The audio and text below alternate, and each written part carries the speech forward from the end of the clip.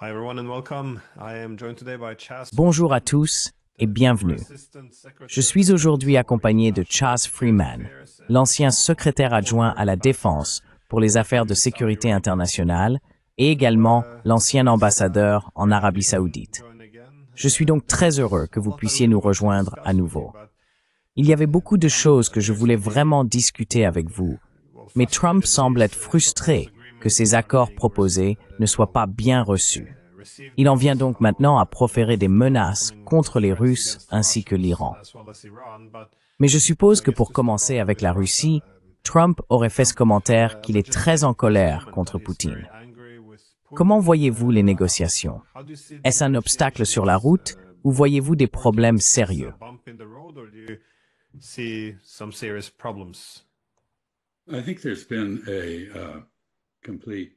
Je pense qu'il y a eu un décalage complet entre la position américaine telle que transmise par M. Witkoff et d'autres aux Russes et la position russe. Il ne semble pas que M. Trump ait réellement écouté ce que le président Poutine a dit de manière constante au fil des ans.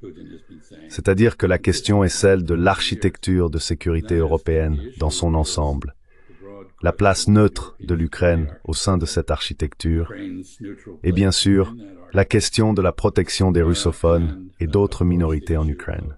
Ce sont les trois questions que les Russes ont constamment soulignées, en fait, bien avant le 24 février 2022, lorsque l'invasion a commencé.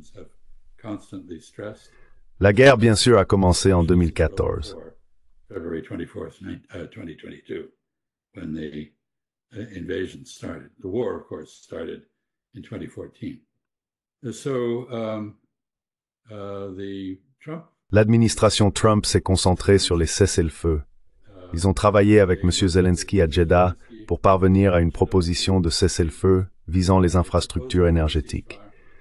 M. Zelensky voulait étendre cela à toutes les infrastructures, ports, chemins de fer et autres. Les Russes ont accepté l'arrêt des hostilités sur les infrastructures énergétiques. L'Ukraine a ensuite frappé les infrastructures énergétiques russes, donc cette proposition de cessez-le-feu n'a abouti à rien. Ensuite, il y a eu une réunion, je crois, à Riyad, mais cela pourrait avoir été à Jeddah, encore une fois, en Arabie Saoudite, avec les Russes qui ont proposé un autre accord de cessez-le-feu. Et cela n'a pas abouti non plus parce que M. Zelensky a trouvé, et plus particulièrement lui-même, les Européens, ont dit qu'ils ne libéreraient pas, ne soulageraient pas la Russie des sanctions à SWIFT, la chambre de compensation pour les transactions monétaires à Bruxelles.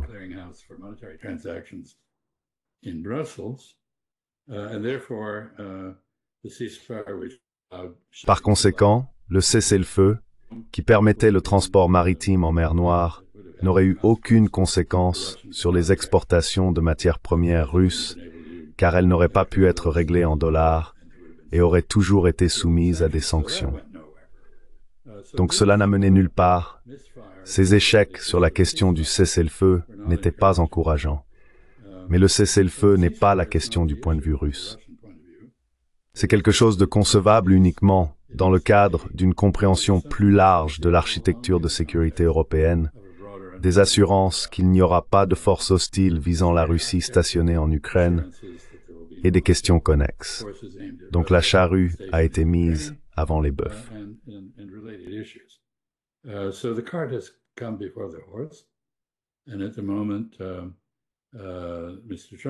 Et en ce moment, M. Trump menace, comme il le fait habituellement, de sanctions contre les tiers qui achètent du pétrole russe. Je vais juste faire un commentaire ici. Lorsque je suis entré dans le service extérieur des États-Unis, le service diplomatique, l'une de nos principales activités, était de nous opposer à de telles sanctions contre des tiers, en particulier le boycott arabe d'Israël, que nous considérions comme contraire au droit international. Maintenant, c'est devenu un outil principal de notre politique étrangère. C'est donc plutôt ironique. Quoi qu'il en soit, je pense que ces négociations ont été déviées. Elles ne vont nulle part pour le moment. Et la manière dont elles ont été menées remet en question à la fois la capacité du président Trump à écouter, par opposition à parler et faire des déclarations, et la compétence diplomatique de ses envoyés.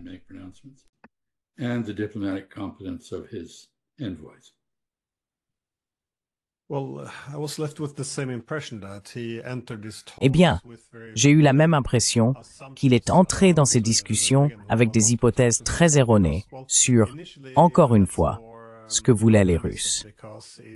Au départ, j'avais un peu d'optimisme parce qu'ils ont suggéré que, eh bien, Hegseth a soutenu qu'il n'y aurait pas d'expansion de l'OTAN ou de garantie de sécurité, il faudrait des concessions territoriales.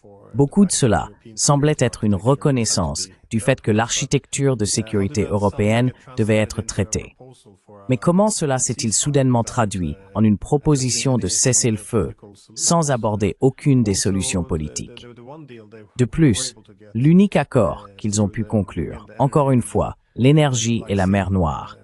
Étant donné que Trump ne semble pas s'opposer aux Ukrainiens lorsqu'ils ont violé l'accord, et aussi lorsque les Européens semblent saboter une partie de cela en ne voulant pas suivre l'allègement des sanctions.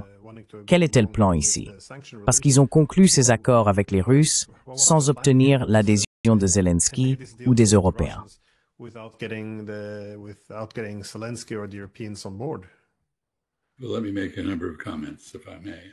Permettez-moi de faire quelques commentaires si je puis me permettre.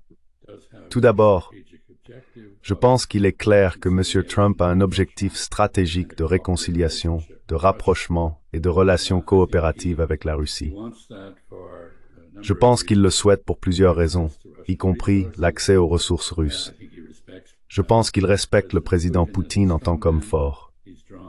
Il est attiré par les autocrates, et je pense qu'il envisage également une sorte de pivot contre la Chine, dans lequel il serait essentiel de neutraliser la Russie ou de l'enrôler dans une politique de pression sur la Chine, tout comme Richard Nixon a enrôlé les Chinois contre l'Union soviétique.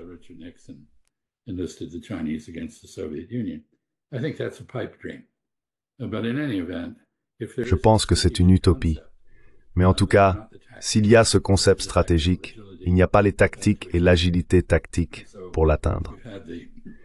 Et donc, nous avons eu les erreurs dont nous parlions. Un autre commentaire ici est que, d'une part, il est clair que les Européens ne soutiennent pas cette approche américaine. Et une autre façon de voir cela est que le leadership américain de l'OTAN et des alliances européennes est mort. Il n'y a pas de leadership. La nature du leadership des années précédentes était que les Européens soutenaient généralement de manière résolue la politique et les décisions américaines. Il y avait un processus de consultation.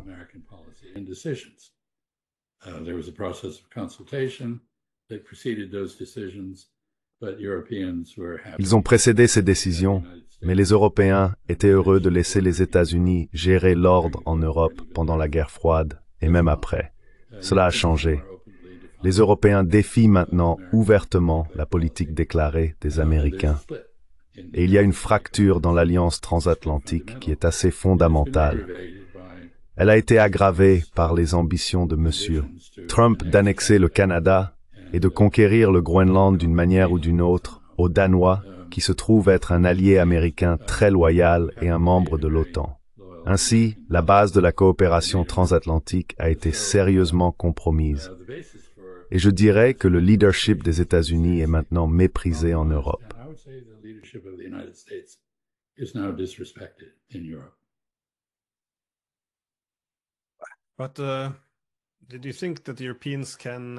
Pensez-vous que les Européens peuvent atteindre ce qu'ils veulent en termes de remplacement du rôle des États-Unis au sein de l'OTAN? Je ne suis pas sûr qu'ils y croient eux-mêmes. Ou est-ce simplement une manière de mettre Trump au défi et de saboter certains des efforts ou de l'initiative de paix qu'il avait avec les Russes?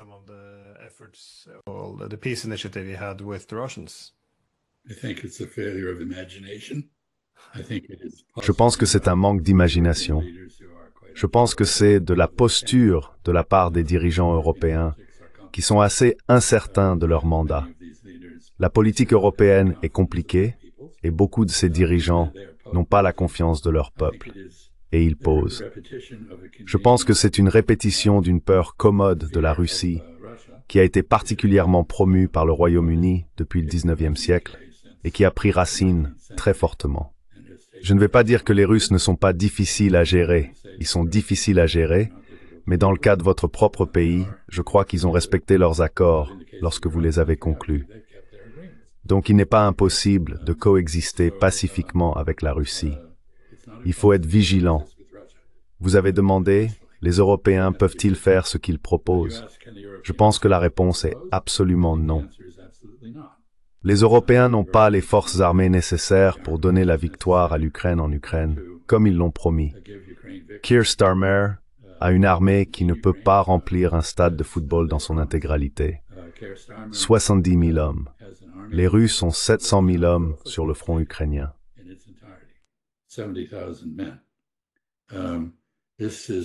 The Russians have 700,000 men on the Ukrainian front. So, I think this is all bluff. Je pense donc que tout cela n'est que du blabla. C'est de la bravade. Cela ne doit pas être pris au sérieux. Et c'est, comme je l'ai dit au début, plus une preuve d'un manque d'imagination et d'une absence de stratégie diplomatique qu'autre chose. C'est pourquoi les Européens ne sont pas à la table des négociations. Ils n'ont pas de plan pour la paix. Ils ont un plan pour continuer la guerre qu'ils sont incapables de mener à bien.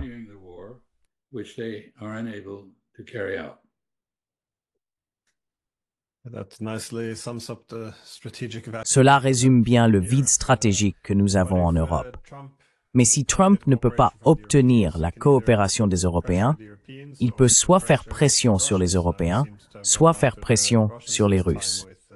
Maintenant, il semble s'en prendre aux Russes cette fois-ci, en intensifiant la rhétorique, mais aussi maintenant avec les sanctions, non seulement contre la Russie, mais aussi avec des sanctions secondaires. Mais qu'est-ce qu'il peut raisonnablement obtenir de la Russie en termes de concessions que les Russes seraient prêts à faire ici? Je ne suis pas sûr de ce qu'ils peuvent faire en termes de compromis, car ce que les Européens demandent, c'est toujours l'adhésion à l'OTAN. Ils veulent toujours des troupes de l'OTAN en Ukraine. Ils veulent toujours que la Russie se retire de tout. Je veux dire, c'est inenvisageable. Alors, qu'est-ce que Trump peut espérer obtenir de ces sanctions?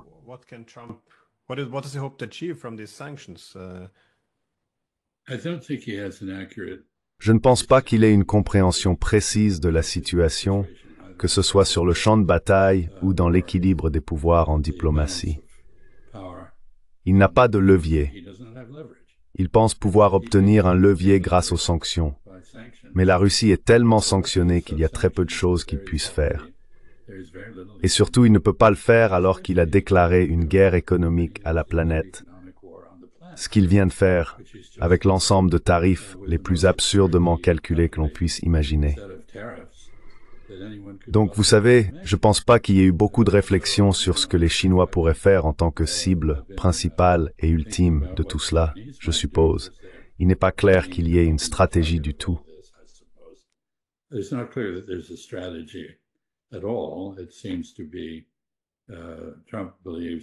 Il semble que Trump considère qu'un déficit commercial est une arnaque, une sorte de vol, et il est déterminé à mettre fin aux déséquilibres commerciaux. Les tarifs douaniers ne feront pas cela, bien sûr. Mais de toute façon, avec les Chinois, je pense que la question est de savoir à quel point la riposte chinoise sera sérieuse. Nous entendons Ursula von der Leyen, je suppose que c'est la bonne prononciation, dire qu'il y aura une forte riposte de l'UE. Les Chinois ont dit qu'il y aurait des représailles, mais je ne l'ai pas entendu aussi fortement que de la part de l'Europe.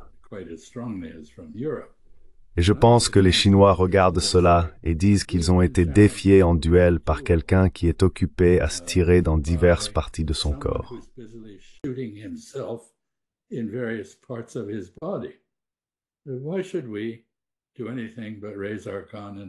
Pourquoi devrions-nous faire autre chose que lever notre arme et tirer en l'air? Notre ennemi se sabote lui-même. C'est ce que font les politiques économiques de Trump.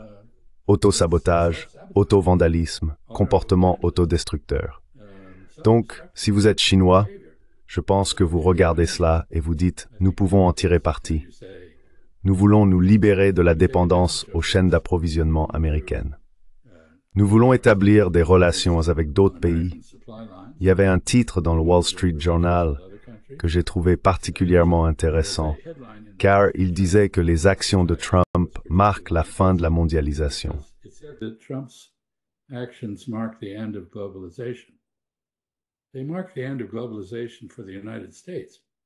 Il marque la fin de la mondialisation pour les États-Unis, mais il marque probablement une accélération de la mondialisation entre d'autres pays, car la meilleure réponse que l'Europe, la Chine et d'autres ont à ces tarifs est d'intensifier leurs propres relations commerciales en dehors de leur commerce avec les États-Unis. Donc je pense que ce n'est pas un moment où M. Trump gagne du terrain sur la Russie. La Russie continue de gagner du terrain en Ukraine et cela ne faiblit pas. Donc malheureusement, il semble que la guerre en Ukraine va se poursuivre. Cela signifie plus de morts ukrainiens, plus de morts russes et plus de profits pour les fabricants d'armes. Et bien sûr, en attendant, l'Europe commence le très long processus de développement d'une alternative européenne à la protection américaine.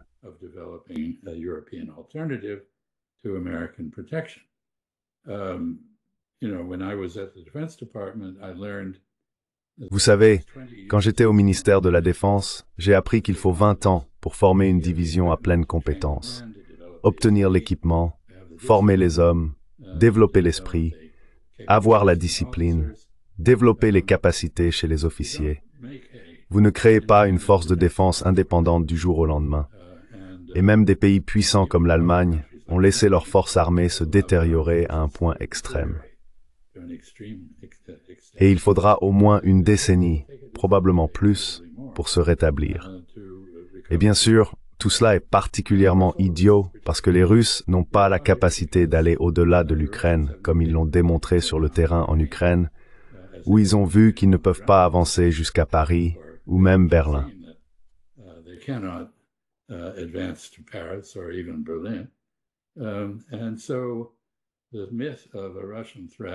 Et donc, le mythe d'une menace russe, pour quiconque est rationnel et regarde la réalité, a été démystifié. Alors pourquoi consacrer tous vos efforts à vous préparer à un combat avec un ennemi qui n'a pas la capacité de vous faire quoi que ce soit de sérieux? L'Europe est donc toujours prise dans un dilemme. Elle a besoin d'une stratégie diplomatique, elle n'a pas besoin d'une stratégie militaire.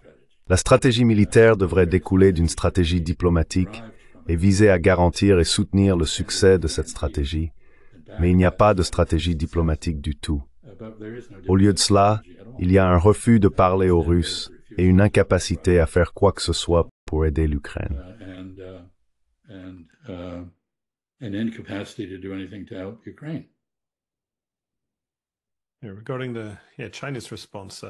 Concernant la réponse chinoise, il y a une citation généralement attribuée à Napoléon. Ne jamais interrompre un ennemi lorsqu'il fait une erreur. Cela pourrait donc être la pensée à Pékin en ce moment. Mais non, je suis aussi un peu surpris par l'approche européenne parce que, eh bien, ils sont très clairs à ce sujet. Il n'y a pas de plan.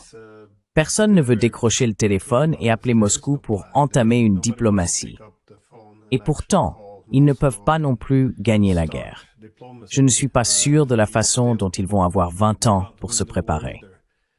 Je pense que le chef du renseignement allemand a fait valoir que nous devrions prolonger cette guerre pendant encore 5 ans, afin d'avoir le temps de reconstruire nos armées.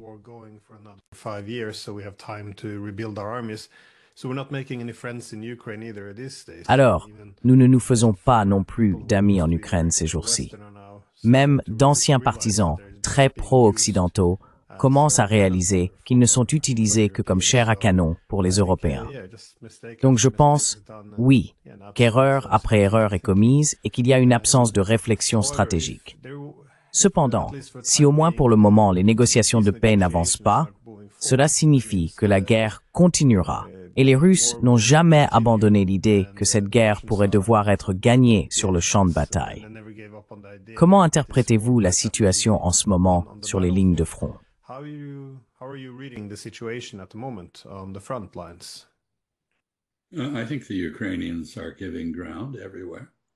Je pense que les Ukrainiens cèdent du terrain partout et cela va continuer. Je ne peux pas imaginer que le moral des forces armées ukrainiennes soit aussi fort et bon qu'il l'était, compte tenu des incertitudes auxquelles l'Ukraine est maintenant confrontée. Je pense que, de manière réaliste, si la guerre continue, nous parlons d'une Ukraine sans côte de la mer Noire, qui est un État réduit et qui reste le plus pauvre et le plus corrompu d'Europe.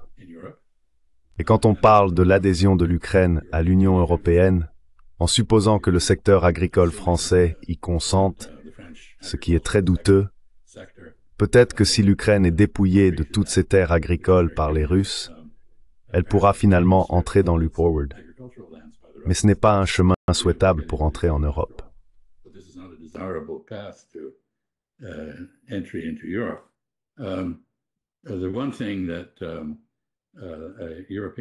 Le processus d'adhésion à l'Union européenne a pour effet de promouvoir des réformes, et l'UMEROV a été très réussi dans ce domaine partout, même en Turquie, bien que celle-ci régresse actuellement. Un aspect intéressant de tout cela, bien sûr, est que les Turcs ont maintenant beaucoup de leviers sur les Européens, car sans les États-Unis, leur pouvoir est essentiel à toute stratégie diplomatique ou de défense européenne. Malheureusement pour l'Europe, M. Erdogan semble être un peu instable, se comportant de manière un peu étrange. Nous verrons ce qui se passera, mais ce n'est pas un tableau très réjouissant pour le moment.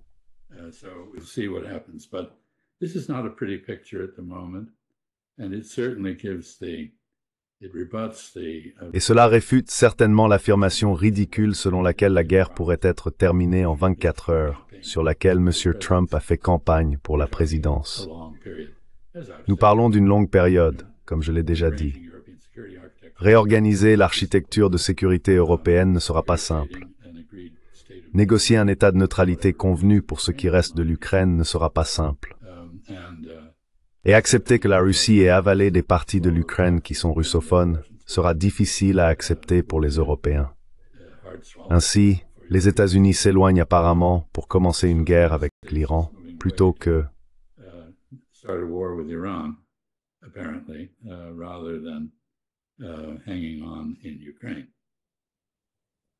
tenir bon en Ukraine.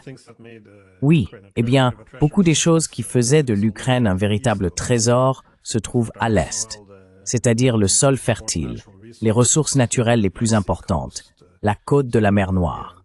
Donc oui, aussi un territoire stratégique. Donc je pense, j'aimerais qu'il y ait un renouveau de la pensée stratégique en Europe, mais jusqu'à présent, les Américains n'arrivent pas à faire avancer leurs négociations. Les Européens ne veulent pas la paix. Ils ne peuvent pas gagner la guerre. Et pendant ce temps, j'ai l'impression, ou du moins j'entends dire, que les Russes préparent une offensive massive, parce que les Ukrainiens semblent être dans une position un peu chancelante. Donc ils veulent en profiter et voir s'ils peuvent, eh bien, les étendre sur un front plus large et commencer à encercler de grands groupes et intensifier l'effondrement. Pardon?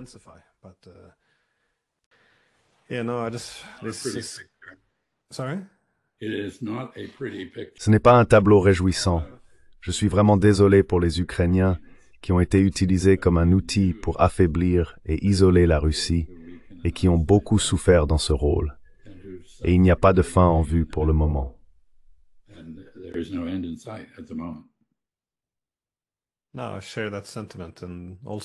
Je partage ce sentiment.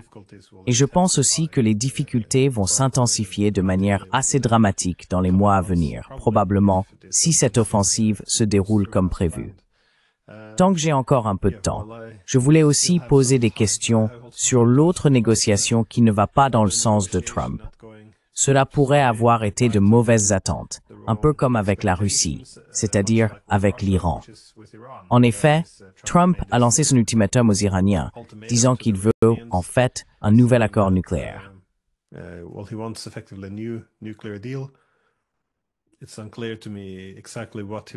Il m'est difficile de comprendre exactement ce qu'il veut inclure, et sinon, il les bombardera comme ils n'ont jamais vu auparavant ou quelque chose de ce genre. Qu'en pensez-vous? Pensez-vous que les Iraniens peuvent faire un pas vers eux? Et sinon, les États-Unis sont-ils réellement prêts à entrer en guerre contre un pays comme l'Iran? Parce qu'il semble que ce sera une guerre de tout ou rien. Car si ce n'est qu'un peu de bombardement, l'Iran réagirait probablement ou répondrait avec des armes nucléaires ou en les développant, c'est-à-dire. Comment interprétez-vous cette situation? Parce que c'est une escalade très dangereuse.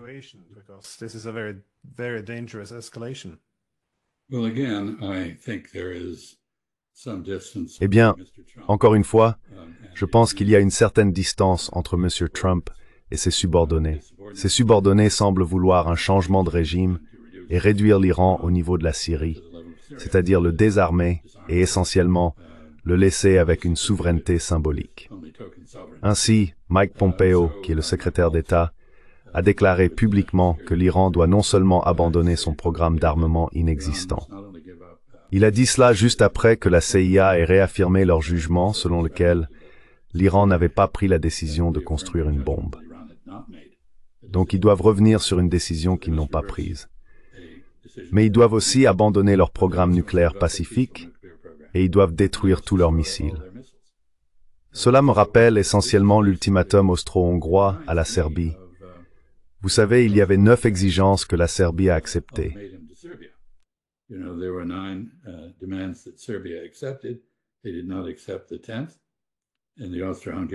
Ils n'ont pas accepté le 10, et les Austro-Hongrois sont entrés en guerre, ce qui a déclenché la Première Guerre mondiale. C'est un ultimatum diplomatique conçu pour échouer et provoquer une attaque.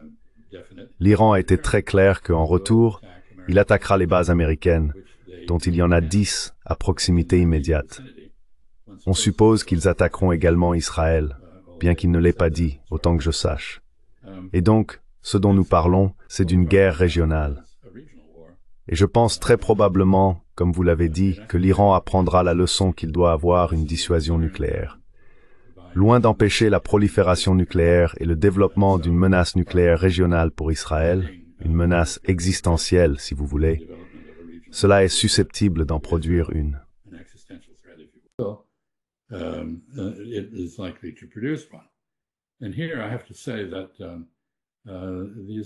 Et ici, je dois dire que les Israéliens ne sont pas seulement paranoïaques, mais psychotiques dans leur vision de l'Iran. Ils pensent que les Iraniens se lèvent le matin en pensant à comment tuer des Juifs.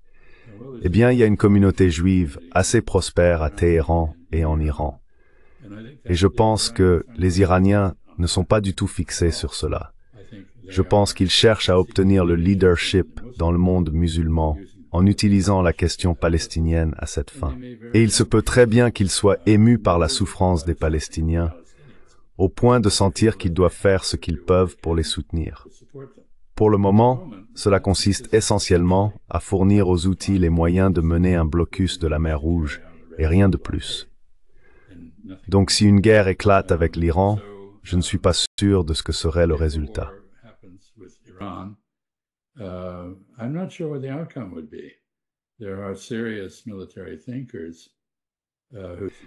Il y a des penseurs militaires sérieux qui suggèrent qu'une combinaison de missiles iraniens et d'essaims de petits bateaux avec des missiles causerait des ravages chez les attaquants américains. Je ne sais pas si ce serait le cas ou non, mais je ne pense pas qu'une guerre soit une chose sûre. La guerre est toujours un pari. Et je pense que le Pentagone n'est pas enthousiaste à l'idée de faire la guerre à l'Iran. Je ne pense pas que M. Trump le veuille vraiment. Je pense qu'il veut conclure un accord, mais il s'est entouré de personnes qui ne veulent pas d'accord, qui veulent une guerre. Je suis d'accord avec Netanyahou à ce sujet. Et donc nous n'avons pas de politique America First en Asie de l'Ouest. Nous avons une politique Israel First, et c'est très clair. Et cela conduit, apparemment inéluctablement, dans les circonstances actuelles, à une guerre avec l'Iran. La plupart des capacités de bombardement et navales nécessaires pour cela sont maintenant en place. Donc nous sommes presque prêts.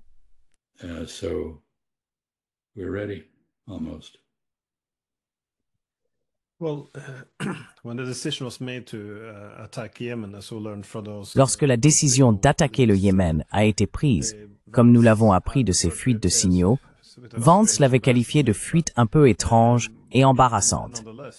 Néanmoins, Vance l'aurait apparemment qualifiée d'erreur, suggérant qu'il s'agissait plus d'une guerre européenne qu'américaine.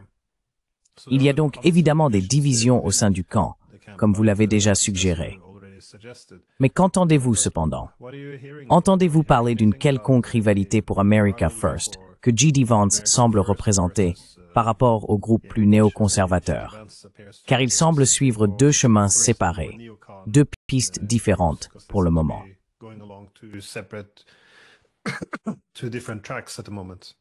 I took J.D. Vance's J'ai interprété l'utilisation de l'Europe par J.D. Vance comme bouc émissaire simplement comme cela, qu'il ne voulait pas dire que c'est une guerre pour Israël. Il a préféré en blâmer les Européens. Et cela a en fait suscité des applaudissements de la part des autres participants. Une chose que je dirais, c'est que j'avais soupçonné en lisant la transcription de cette discussion que ce n'était pas la seule conversation que ces personnes avaient eue sur Signal. Et il a maintenant été révélé qu'il y avait en effet 20 groupes de discussion sur différentes questions politiques opérant sur Signal entre ces personnes. Lorsque cette conversation a eu lieu, l'une des participantes, Madame Witkoff, était à Moscou. One of the participants, Ms. Witkoff, was in Moscow. Ms. Gabbard was in Bangkok. Madame Gabbard était à Bangkok. Et donc, vous savez, les téléphones, même avec Signal, ne sont pas du tout sécurisés à cause de programmes comme ceux que les Israéliens ont inventés, Pegasus, qui pénètrent réellement dans le téléphone et rendent le cryptage inutile. Donc c'était maladroit, c'était amateur, la discussion était non professionnelle. Même lorsque vous avez un téléphone sécurisé, j'ai été impliqué dans une guerre en Arabie Saoudite. Même lorsque j'avais un téléphone sécurisé, je n'aurais pas discuté du timing, des bombardiers, de quoi que ce soit de ce genre, par un moyen électronique. Donc c'était l'heure des amateurs. Pas très rassurant.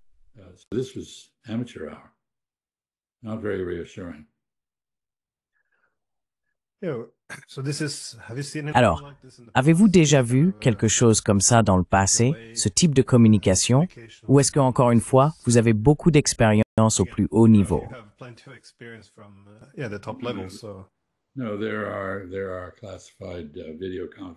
Non, il existe des moyens de vidéoconférence et de conférence audio classifiés. Toutes ces personnes ont des équipes qui gèrent ces choses pour elles. Elles avaient l'alternative d'utiliser une méthode établie. Ce qui est particulièrement surprenant, c'est que puisque Mike Waltz a précédemment travaillé, je crois, pour Dick Cheney à la Maison-Blanche, il devrait connaître toutes ces choses. Et pourtant, apparemment, quelqu'un de son équipe... Oh, désolé.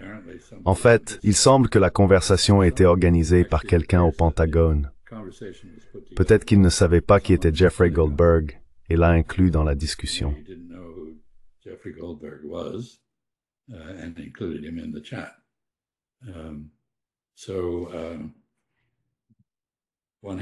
Alors, on doit se demander, vous savez, d'où vient le numéro de téléphone de Jeffrey Goldberg? Était-il sur le téléphone de Hegseth ou était-il sur le téléphone de Waltz? Sur quel téléphone était-il? Parce que Jeffrey Goldberg est un néoconservateur pur et dur. Et il vient d'y avoir une purge dans le personnel de sécurité nationale de la Maison-Blanche de personnes accusées d'être des néocons par un outsider. Donc les choses sont incertaines, et nous ne savons pas quelle est la situation de M. Waltz maintenant, étant donné la série d'erreurs qui ont été commises.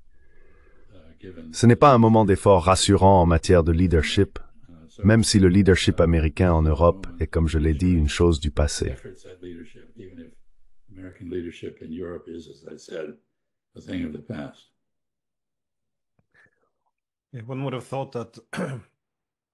On aurait pu penser que Trump aurait été un peu plus prudent, étant donné que sa première administration était perçue comme étant sabotée de l'intérieur.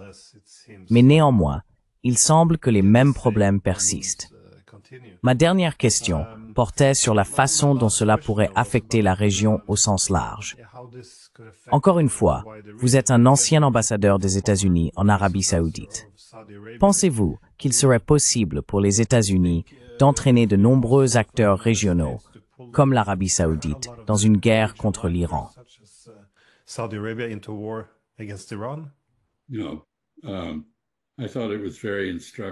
Non.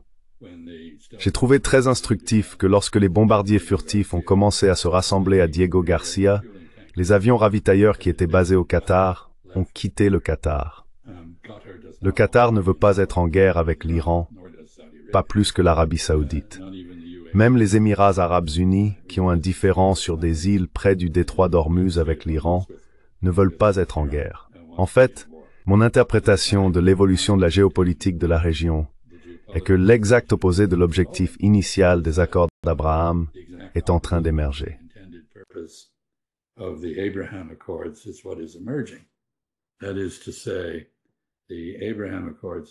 C'est-à-dire que les accords d'Abraham, en plus d'être destinés à mettre de côté la question palestinienne et à la mettre en veilleuse pour obtenir l'acceptation d'Israël dans la région où il s'est établi, avaient pour but de former une grande coalition contre l'Iran en liant Israël, les Saoudiens, les Émirats arabes unis et d'autres dans un tel regroupement.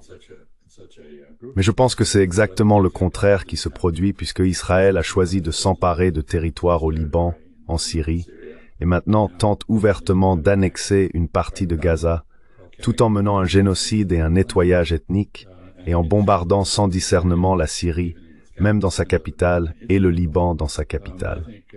Je pense que la région se coalise en une coalition arabo-iranienne visant à équilibrer Israël. Donc je ne pense pas qu'il soit très probable qu'un pays arabe facilite ce que M. Trump, ou du moins les conseillers de M. Trump, semblent planifier.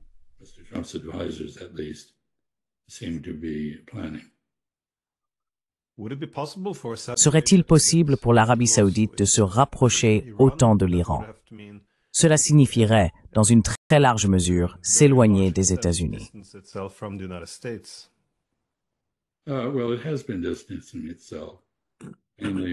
Eh bien, il s'est éloigné, principalement en établissant des relations avec des pays comme la Chine, l'Inde, la Russie, le Brésil et certains pays européens.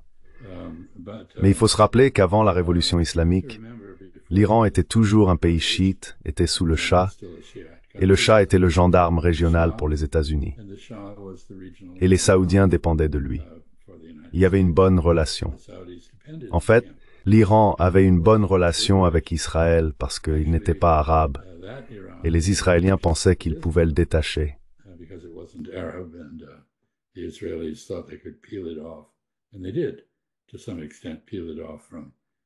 Et ils ont, dans une certaine mesure, détaché cela du soutien à la cause palestinienne. Bien sûr, les choses ont changé. Mais vous savez, rien n'est éternel, surtout pas au Moyen-Orient. Nous parlons de nations basées sur la gouvernance tribale, et la gouvernance tribale change d'alliance et d'ennemis avec aisance. Donc je n'exclurai rien. Vous savez, je ne pense pas que l'Arabie saoudite veuille en aucune façon être subordonnée à l'Iran. Mais je pense que les Iraniens sont assez intelligents pour élaborer un partenariat, ce qui n'implique pas que si les États-Unis deviennent une menace suffisante.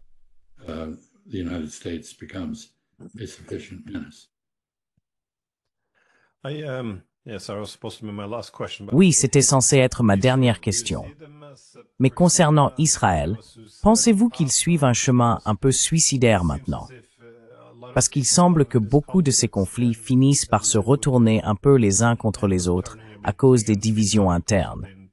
Ou ne considérez-vous pas cela comme quelque chose qui influence les calculs des Saoudiens, peut-être?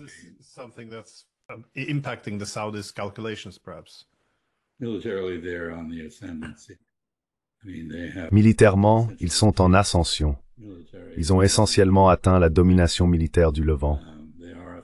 Ils représentent une menace pour les Saoudiens et d'autres, et ils sont perçus comme tels, notamment parce qu'il est devenu évident que les États-Unis ne peuvent pas les contenir.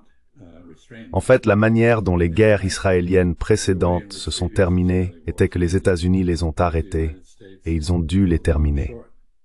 Mais l'administration Trump les soutient totalement. Donc je ne pense pas que cela soit compatible avec le type de relation que les États-Unis avaient avec les Saoudiens et d'autres dans le passé. Il était possible de soutenir pendant la guerre froide que nous avions un ennemi commun en l'Union soviétique et que par conséquent, nous devrions mettre de côté nos différences sur la Palestine.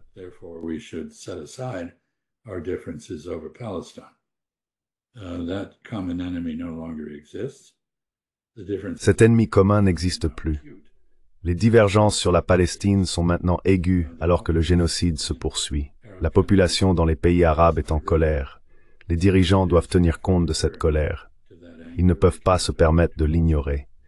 Et donc les choses ont changé. Israël est politiquement, économiquement et légalement isolé. C'est maintenant un hors-la-loi. Peut-être que Viktor Orban, vous savez, se sent libre de quitter la Cour pénale internationale et d'ignorer le mandat d'arrêt contre M. Netanyahou. Mais cela symbolise en fait le fait qu'Israël est maintenant un hors-la-loi. Il est en dehors du cadre du droit international et de la légalité, ainsi que de la moralité et de la décence humaine. Et donc, Israël est grandement affaibli par cela, même s'il est militairement dominant.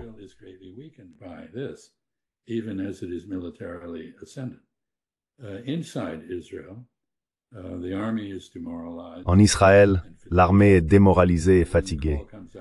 Lorsque l'appel est lancé aux réservistes pour se présenter, l'unité a de la chance d'obtenir une participation de 60 ou 70%.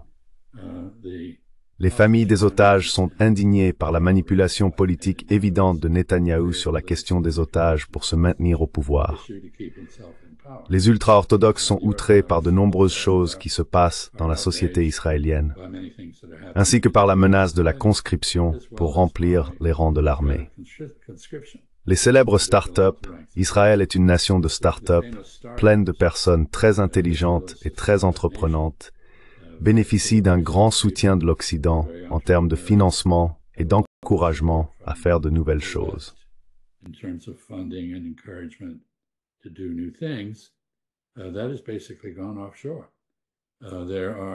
Cela a essentiellement été délocalisé. Il y a, je ne connais plus le nombre. La dernière fois que j'ai vérifié, il y avait 64 000 faillites de petites entreprises en Israël. L'économie est en train de s'effondrer. La dette augmente. Les impôts augmentent. Ce n'est pas un endroit heureux. Et M. Netanyahou passe ses journées, quand il n'essaie pas d'anéantir les Palestiniens, au tribunal, à se défendre contre des accusations croissantes de corruption et de mauvaise conduite. Donc c'est assez instable. Il y a beaucoup de gens en Israël qui se demandent si l'État israélien peut survivre, et beaucoup émigrent pour cette raison.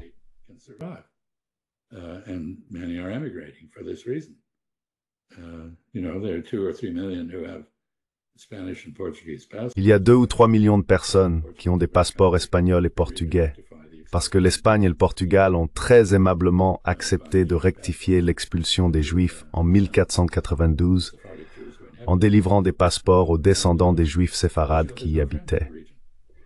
Et Israël n'a pas d'amis dans la région. Il est en paix glaciale avec l'Égypte. Il viole les accords de Camp David dans le corridor de Philadelphie. L'Égypte souffre de l'humiliation. Elle n'a pas de réponse à la présence palestinienne en Palestine, sauf le meurtre. C'est pas une recette pour une survie à long terme. Donc, l'ascendance militaire ne doit pas être confondue avec le pouvoir et la longévité.